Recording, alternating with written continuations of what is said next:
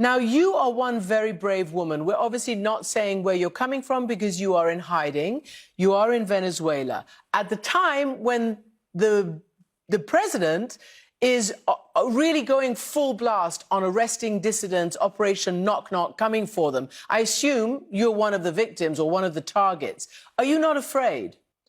Well, at this point, Christiane, everyone in Venezuela is afraid for losing our freedom or even our lives. But above all, we are committed to make the truth prevail and popular sovereignty expressed in our votes be respected and get a transition to democracy peacefully and orderly so that our kids can come back home. So let's start a little bit at the beginning. It's clear from everything we read that the Maduro regime was absolutely convinced they were going to win, and are even complaining that, hang on, we were betrayed because the poor people, the people in different neighborhoods, our usual supporters, betrayed us. They said they were going to vote for us. What happened? What happened at the last minute? Well, I think what happened started months ago. A social movement with very, very deep roots started emerging.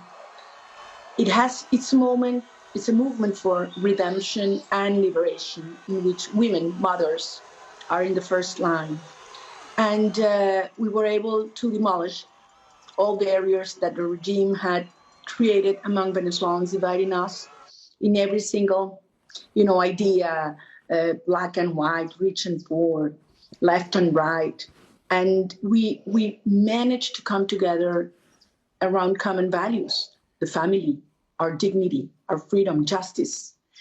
The fact that we want our kids back home, as I said before, I would say this is the center desire that unites Venezuelans together today. So the regime lost total touch with reality, and they lost their social base. And we came over with a movement with no resources, totally censored, persecuted.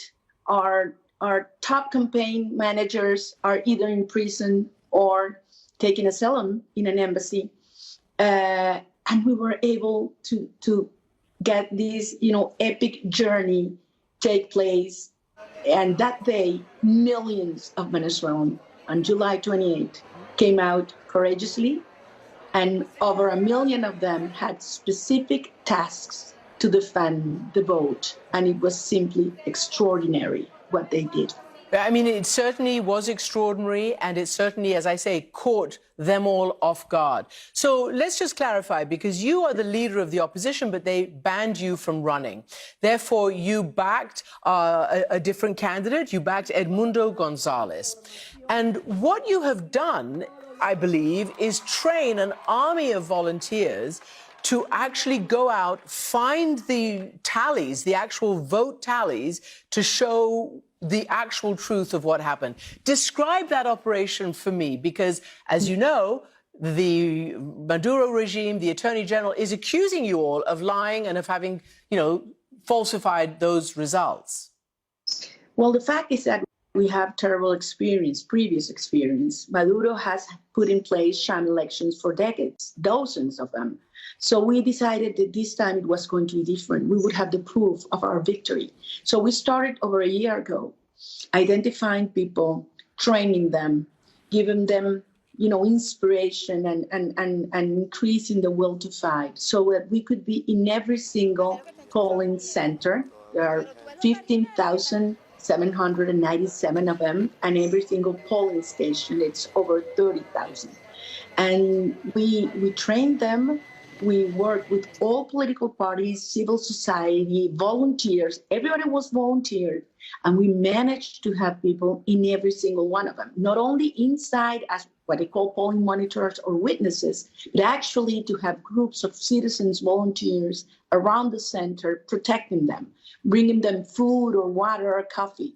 And it was a, incredible journey. We started monitoring the process in the morning. We realized that there were threats to take our monitors out. So we had the communities push for them to get back in, and so they did.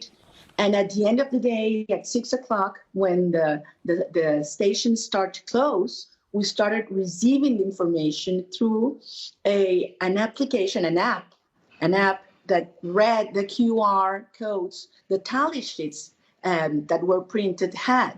So we had the right by law to get a copy that is an original copy, an original document from every single electoral machine. And so we did. Many of our volunteers were persecuted, but we had the support and cooperation of members of the armed forces that were protecting the electoral process. So we were able to gather them, to take them to safe places around the country. They were scanned, digitalized, and put into a web page. It is the first time this has ever happened.